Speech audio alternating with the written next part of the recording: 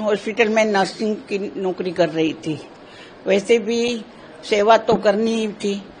तब यहाँ जे लड़ाई का माहौल हुआ और लड़ाई हुई शुरू, उससे पहले हम होमगार्ड में शामिल हो गए थे। हमारा पूरा प्लाटून था, महिला प्लाटून था होमगार्ड में।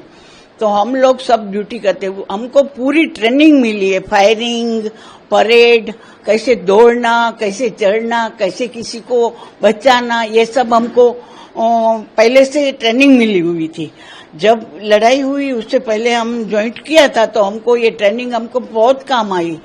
घर घर में जाके महिलाओं को बाहर निकलना तब टाइम बहुत कठिन था। उसमें भी जब होमगार्ड का यूनिफॉर्म पहन के निकलना, वो तो बहुत मुश्किल की बात थी।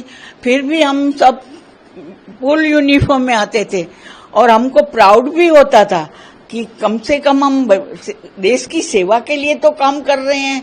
और हम अभी भी सबको बोलते हैं कि लड़कियां और महिलाएं ट्रेनिंग में आए, और ये सब करने के लिए वो लोग की जरूरत है। सबको हिम्मत देने की है, क्योंकि माहौल इतना खराब हो गया। वो टाइम का माहौल तो हो गया, तब नहीं पुलिस में थी, नहीं होमगार्ड में थी, फिर भी हमको ज्वाइंट करके हमको ट्रेनिंग दिया है, वो भी बहुत बड़ी बात है।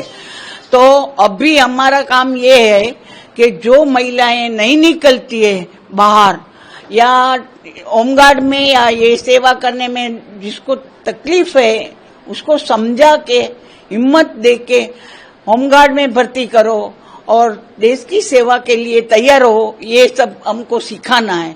हम कभी भी ये काम करने के लिए तैयार हुए हैं। खास करके आपने कहा और हाँ, समय पे आपने काम किया, कुछ आपका एक्सपीरियंस साझा कीजिए कि कैसा माहौल था और किस तरीके से दुश्मन देश की ओर से बमबारी भी हो रही थी, और इन विपरीत हालातों में कैसे काम किया? बमबारी तो इस टाइम बमबारी बहुत हुई थी और हमारी ड्यूटी थी, लेकिन हमको कोई सैलरी नहीं मिलती थी। तो हमको कोई सैलरी की जरूरत ही नहीं थी। हम हिम्मत से अपना काम करने के लिए तैयार थे, इसके लिए निकल पड़े थे। और हमने बहुत काम किया। अंधारपट होता था तभी घर घर जाके ब्लैकआउट कराते थे।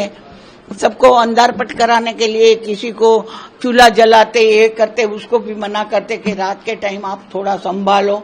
ये सब करने के लिए हम काम करते थे। अभी पहलगाम में कुछ दिन पहले आतंकी हमला हुआ, उसके बाद दोनों देश की सीमाओं पर तनाव है।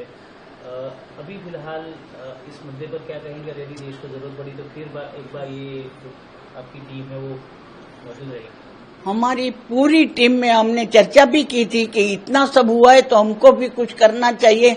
ये जो माहौल खड़ा किया, जो वो बहुत खराब था।